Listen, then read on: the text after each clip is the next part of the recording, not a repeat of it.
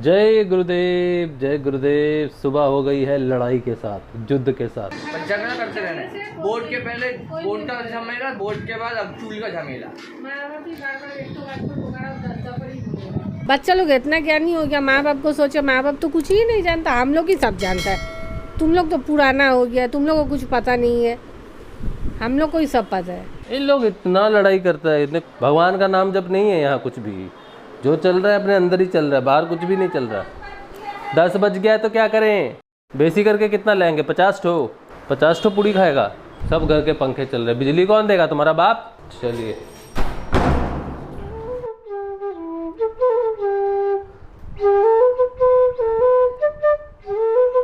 Purse भूल गया भाई, पर्स लाना भूल गया। फिर चढ़ो ऊपर। उफ।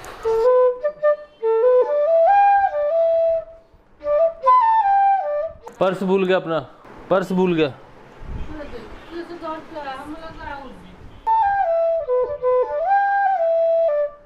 पर्स लेके आ गए। आज एक नई मार्केट दिखाएंगे आपको।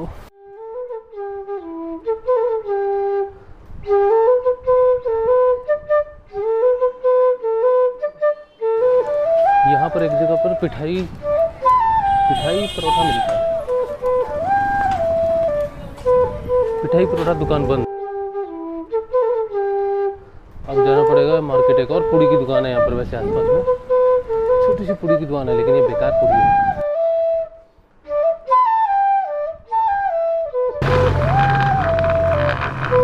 ये मेरा म्यूजिक स्कूल है, यहाँ पर मैं तबला और बांसुरी सीखता हूँ। भाई वो मोटर मिली, कूलर की मोटर ठीक करने के लिए दी थी ना, शुक्रवार को आया था लेने। कब आएंगे भाई? आप उनसे लेके रखोगे, ठीक नहीं हुई तो फिर हम कहीं और से ठीक करवाएंगे। ठीक है, तो गर्म बहुत है ना, कहीं और से ठीक करवाएंगे। तो कूलर की मोटर ख़राब हो गई है, कितने दिन से दे रखी है। ये मार्केट, हालतू मार्केट।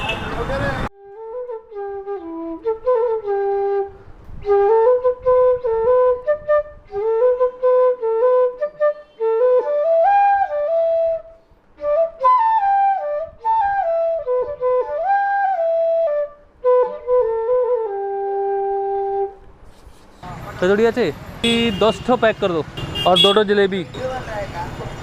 Daily blogging. लड़के के पास आता हूँ मैं कभी, इसका पूड़ी ठीक लगता है मुझे, अच्छा लगता है, बदहजमी नहीं होता। ज़्यादातर पूड़ी जब हम खाते हैं ना इधर उधर जो होता है, सिर्फ बदहजमी होता है खाने से। ये हल्का पूड़ी रहता है। तो कभी कभी बाहर से कचौड़ी सब्जी तो यहाँ आता हूँ। गुलाब जामुन नहीं है ना तुम्हारे पास?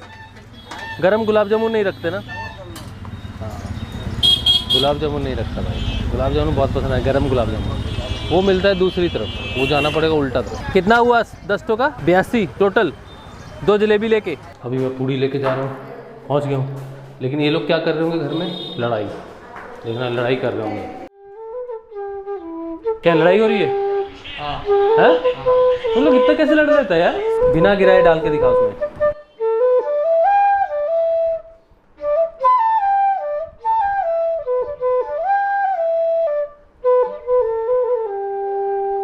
क्या वेदर है भैया आज का, बहुत सुंदर मौसम। कलकत्ता का मौसम आज बहुत खूबसूरत है। जय श्री राम, जय हनुमान जी। बहुत बढ़िया। ये हमारा बगीचा है, इसको क्या बोलते हैं? एलोवेरा। ये रात की रानी सूख गया बिल्कुल। ये कड़ी पत्ता और ये तुलसी और ये पता नहीं क्या है। बहुत बढ़िया मौसम है आज, बहुत अच्छा। अभी एक कल का ब्लॉग अभी एडिट कर रहा हूँ, फिर आज का ब्लॉग तो ये बन ही रहा है। चलिए, सुबह का तो हमने पूड़ी खाया, बाहर से मैं लेके आया। और अभी दोपहर का खाना मैं बना रहा हूँ। क्या है ये? 2 hours later. हाँ, ये है सोयाबीन आलू। ठीक है, सोयाबीन आलू। ये सोयाबीन को मैंने उबाल के नमक मिर्चा हल्दी दे के फ्राई कर लिया है। आलू को भी फ्राई कर लिया। ये बन रहा है मेरा मसाला। ये है मसाला सोयाबीन, और इसके साथ चावल। फ्राइडे नहीं है आज, मंडे है, लेकिन हम सब कुछ फ्राई खा रहे हैं, तो फ्राइडे है। वैसे मैंने वीडियोस बनाने थे, नया चैनल जो खोला है उसके लिए आज क्लोनिंग पे थोड़ा बनाते हैं। क्लोनिंग बहुत लोग करना चाहते हैं, तो 1 के 4, 4 के 6, वैसे नकारात्मक कुछ भी नहीं सोचता, कभी नहीं, हमेशा सकारात्मक। क्योंकि हम क्या सोचते हैं ये हमारी बुद्धि डिसाइड करेगी, ना कि हमारा मन। तो बुद्धि को हमेशा सकारात्मक रखना चाहिए, तो मन भी सकारात्मक रहेगा। इसीलिए खाना बनाते समय मैं बांसुरी बजा लेता हूँ, बांसुरी बजाता रहता हूँ, कुछ ना कुछ करता रहता हूँ, टाइम वेस्ट नहीं करता कभी भी। और अभी देखो ब्लॉग कर रहा हूँ। हाँ, तो लोग सोचते हैं, कल किसी ने कहा, एक गुरु बहन ने कल कहा कि आप तो बहुत नाम जपते हो, हम तो कुछ भी नहीं कर पाते, हमारा क्या होगा। सब कुछ गुरु करता है, सब कुछ गुरु करता है, ठीक है। आप जितना नाम जप सकते हो आप उतना नाम जपो, इससे फ़र्क नहीं पड़ता कौन कितना जपता। मैं तो जपता भी नहीं नाम, मैं तो नाम जपता कहाँ हूँ, मैं तो ध्यान में बैठता हूँ, ध्यान अपने आप लगता है, सब कुछ अपने आप हो रहा। अब तो करने कराने के दिन चले गए। अब मैं खाना बनाता हूँ, बांसुरी बजाता हूँ, वीडियोस बनाता हूँ, सबको ज्ञान देता हूँ जो किसी को चाहिए नहीं। प्रयास करता हूँ, हाँ प्रयास करता हूँ, मेरा काम है प्रयास करना, सिर्फ प्रयास करना। रिज़ल्ट मेरे हाथ में नहीं है, तो मैं प्रयास करता हूँ, सकारात्मक प्रयास करता हूँ। अभी थोड़ा सा जो है गर्म हो जाए मसाले में, मसाला जो है ले लो, फिर इसमें हम पानी डाल देंगे, फिर इसको छोड़ देंगे 15 मिनट के लिए, फिर हो जाएगा रेडी। और उधर हम चढ़ा देंगे चावल, भीज गया है काफ़ी, ये भी रेडी है, इसको हम बना लेंगे। एक यहाँ पे बहुत बहुत ज़बरदस्त जगह है, वो जगह का नाम है ताड़केश्वर, शिव बाबा का मंदिर है। और जब मैं कलकत्ता पहली बार आया था तब मैं भोलेनाथ की पूजा करता था, और मैंने किसी से पूछा भाई कोई भोलेनाथ का मंदिर है, तो उन्होंने कहा हाँ भाई ताड़केश्वर है। तो मुझे पता नहीं था कि वो बड़ी ज़बरदस्त जगह है। तो मेरी सोमवार की छुट्टी होती थी, सोमवार को मैं पूजा वगैरह करता था भोलेनाथ की। तब तो सोमवार को छुट्टी लेके मैं चला गया, चला तो क्या बड़ी आसानी से, ट्रेन खाली, क्या बात है। वहाँ पहुँचा, देखा बड़ी भीड़ है, आते समय फंस गया, बड़ा दुखी हुआ आते समय। तब वहाँ जाके मुझे पता चला कि आज उस दिन जो था वो सोमवार था, वो भी सावन का पहला सोमवार। क्योंकि मैं विशेष दिनों पे कभी पूजा नहीं करता था। हाँ, मेरे लिए हर दिन विशेष है। विशेष दिन तो मैं आराम ही करता था, कभी पूजा नहीं करता, आराम करता था। तो मुझे नहीं पता था कि बड़ा विशेष दिन है, बड़े कांवड़ियाँ आएंगे। तो वहाँ मैं आपको लेके चलूँगा। इस सोमवार तो हुआ नहीं, अगले सोमवार, क्योंकि सावन अगर शुरू हो, सावन में नहीं जा सकते वहाँ पर ना, वो गलती नहीं। तो मैं अगले सोमवार कोशिश करूँगा कि आपको लेके जाऊँ ताड़केश्वर। अभी रात के 12 बज रहे हैं, मैं एक पुस्तक पढ़ रहा हूँ। नींद तो मुझे घमासान नींद आ रही है, लेकिन मैं पुस्तक पढ़ रहा हूँ। बहुत दिन से एक पुस्तक पढ़ने के बारे में सोच रहा हूँ। तो इस पुस्तक का नाम है विज्ञान भैरव, भैरव भैरवी संवाद।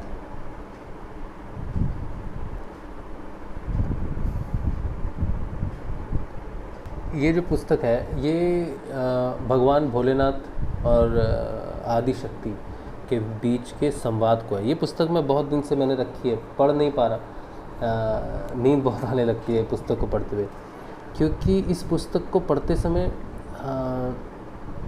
सत्संग की चेतना जैसी है ना, वैसा अनुभव होता है। इसमें एक जगह पर कल एक छोटा सा, कल का जो ब्लॉग था जो कल आया था, उसके एंड में मैंने कहा था ना कि सत्य बड़ा कठोर है, सत्य बड़ा क्या कुछ बोला था ना ऐसा, ईश्वर बड़ा निर्दयी है, कठोर है।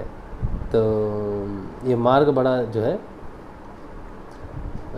ये जो अध्यात्म का मार्ग है ना, ये बहुत मुश्किल है, बहुत दुस्तर है, बोला ना। अभी देखो ये पुस्तक पढ़ रहा हूँ, इसमें एक जगह पर आया है, कठोपनिषद में भी कहा गया है कि उठो जागो, श्रेष्ठ पुरुषों के समीप जाकर ज्ञान प्राप्त करो। जिस प्रकार छुरे की धार तीक्ष्ण और दुस्तर होती है, तत्वज्ञानी लोग उस मार्ग को वैसा ही दुर्गम बताते हैं। पुस्तकें एक बागजाल है जिससे मनुष्य भटका अधिक है, पहुंचा नहीं है। यदि पुस्तकों से तथा उपदेशों को सुनने मात्र से ज्ञान हो जाता तो आज संसार में कोई अज्ञानी रहता ही नहीं। यह ज्ञान का मार्ग अति कठिन व दुर्गम है, जिसे बिना गुरु की सहायता के पार नहीं किया जा सकता। तो जो सत्य है ना, ये सत्य बड़ा कठोर है, बड़ा कठिन है, और ये किसी की तरफदारी नहीं करता इसीलिए मुश्किल है। ये पुस्तक है तो कोई बहुत बड़ी पुस्तक नहीं है, छोटी सी पुस्तक है, बहुत दिन से मैंने खरीद के रखी है, बहुत बड़ी पुस्तक नहीं है। लेकिन इसमें जो कुछ भी लिखा है ऐसा नहीं है कि वो सत्संग में अभी तक प्रकट नहीं हुआ। सब कुछ प्रकट हुआ है। जैसे कहते हैं ना शैविज़म, कश्मीरी शैविज़म, या कश्मीरी शैविज़म के ऊपर में ये पुस्तक है, ठीक है। इसमें जैसे गुरुजी बताते हैं ना ईश्वर के 5 कार्य हैं, ये भैरव और भैरवी संवाद यहीं से शुरू होता है। तंत्र शास्त्रों में भगवान के 5 कार्य माने गए हैं, सृष्टि, रचना, स्थिति और संहार करना। तिरोधान व अनुग्रह भी उसी के कार्य माने गए हैं। इनमें तिरोधान के कारण जीव वास्तविक स्वरूप को भूल जाता है, क्योंकि बार बार जन्मता है, मरता है, तो वो भूलता रहता है वो कौन था पिछले जन्म में, तो वह जन्म और मृत्यु के फेर में पड़ जाता है। किंतु ईश्वर के अनुग्रह के कारण ही वह इस जन्म मृत्यु के चक्कर से छूटकर मुक्त हो जाता है। ईश्वर के इस अनुग्रह को ही तंत्र शास्त्र में शक्तिपात कहा गया है।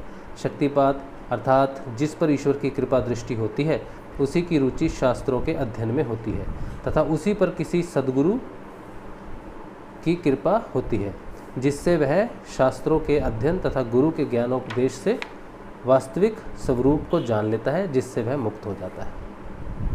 एक चीज़ और है इसमें देखो, इस परम तत्व के ज्ञान के लिए तंत्र शास्त्र में अनुपाय पद्धति, अनुपाय का मतलब जिसका कोई उपाय ही ना हो, अर्थात सहज योग। सहज योग कोई उपाय नहीं है, ये एक साक्षात्कार का योग है की बात कही गई है। बिना योगी क्रिया के उसका ज्ञान नहीं होता तथा बिना ज्ञान के मुक्ति भी नहीं होती। आप सोच रहे हो कि यार मुझे तो कोई योगी क्रिया होती नहीं, तो ये वो योगी क्रिया नहीं है जो हम बैठते हैं ना, वो किसी का सिर हिल रहा है, कोई आसन लग रहा है या फिर प्राणायाम हो रहा है, वो ये योगी क्रिया नहीं है, वो नहीं है। योगी क्रिया का क्या मतलब है? योगिक क्रिया, क्रिया का मतलब है कुछ ऐसा घटना, कुछ घटना घटनी, लेकिन कौन सी घटना?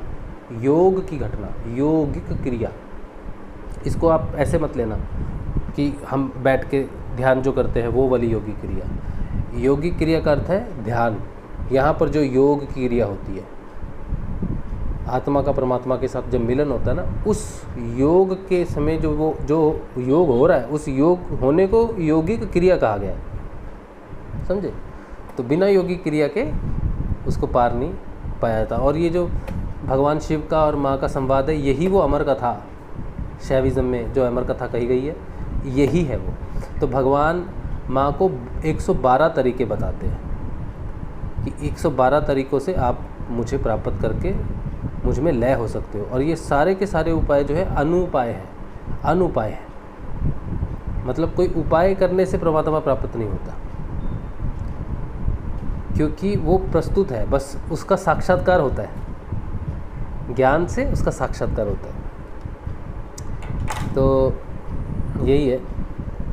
अभी पुस्तक हम धीरे धीरे पढ़ेंगे लेकिन 2-4 पेज पढ़ने के बाद मैं वो सत्संग वाली चेतना है ना, वो बहुत हायर चेतना है, तो फिर वो ध्यान लगने लग जाता है, फिर पुस्तक वहीं की वहीं रह जाती है।